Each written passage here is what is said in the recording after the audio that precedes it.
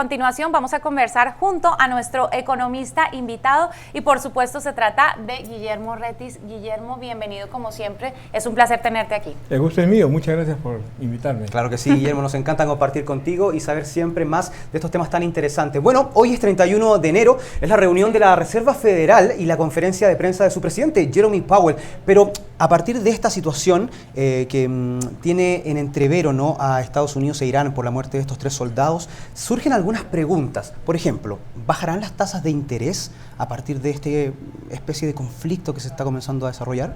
Pues dices bien, esto es una situación un poco complicada, claro, porque en condiciones normales hoy día se reúne la Reserva Federal para determinar qué iba a pasar con la tasa de interés. Sí. Sin embargo, durante la semana pasó un problema con Irán y un potencial conflicto bélico o posiblemente sanciones económicas que podrían traer problemas con el petróleo, el abastecimiento normal del petróleo. Claro. Podría subir los precios y posiblemente eso podría afectarnos a nosotros en la lucha contra la inflación.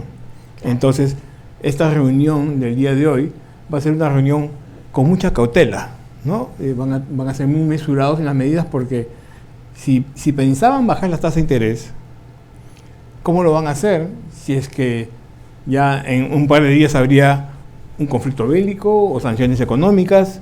Entonces se estaría, como decimos, revolviendo el problema más y no habría una solución deseada, ¿no?, lo que llaman el soft landing, el aterrizaje suave, claro, para el control de la inflación.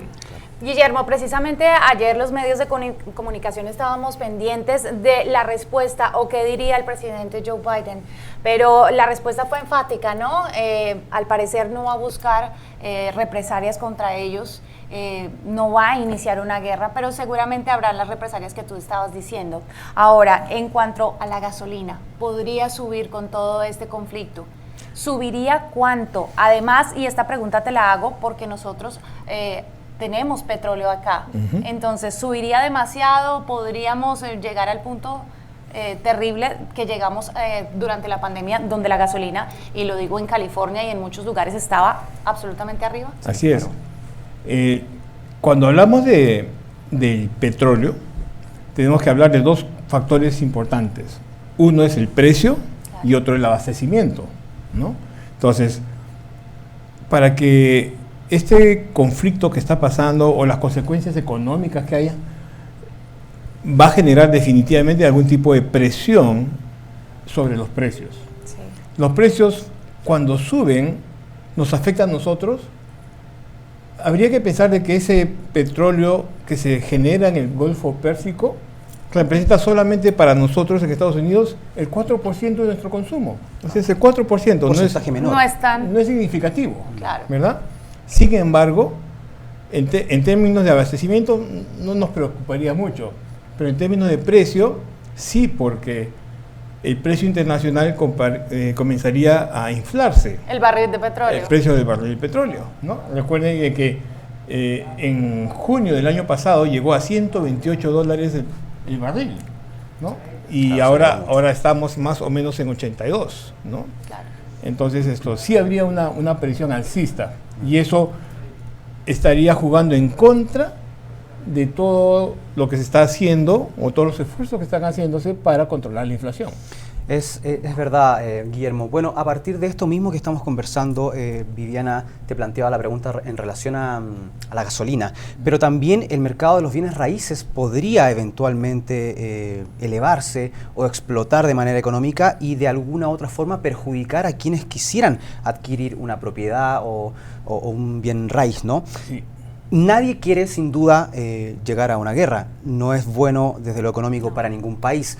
Pero ¿esto afectaría finalmente al consumidor final, valga la redundancia? Si vemos el efecto de estos problemas con Irán relacionados con el tema del petróleo, eso podría generar presiones inflacionarias.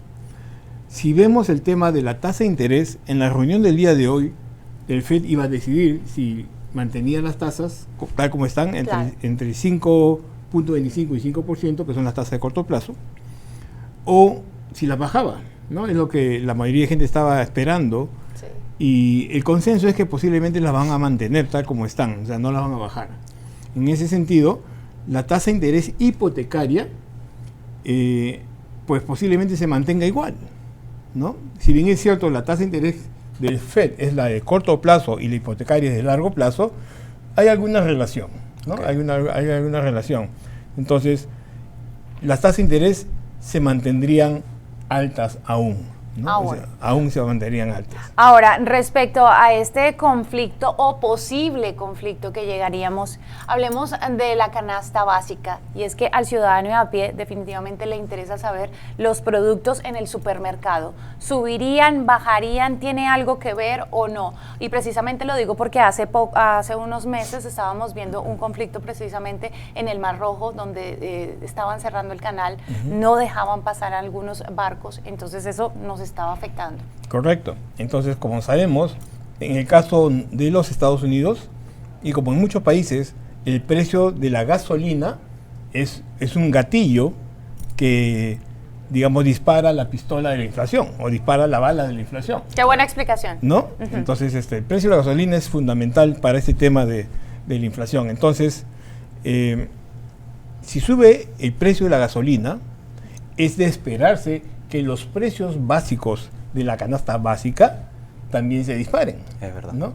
Entonces, desde ese punto de vista, tendríamos un problema de alza de precios de la canasta básica y obviamente eso se reflejaría en la tasa de inflación, que es lo que el gobierno quiere controlar, quiere bajar esa tasa al 2%. Muy bien, Guillermo, te queremos agradecer porque de verdad que ha sido muy didáctico. Es un tema que de pronto para la gente puede resultar un poco engorroso, el tema de la economía y la posibilidad de pronto de un conflicto entre países que nadie quisiera experimentar, ¿no? Pero siempre tan didáctico para explicarnos estos temas que finalmente repercuten en nosotros, los ciudadanos de a pie que consumimos, que compramos y que estamos interesados en adquirir potencialmente algún bien raíz o lo que comentaba Vivi, el producto final ahí del supermercado. Así que muchas gracias por estar junto a nosotros. Es un placer, como siempre. Muchas gracias, Guillermo.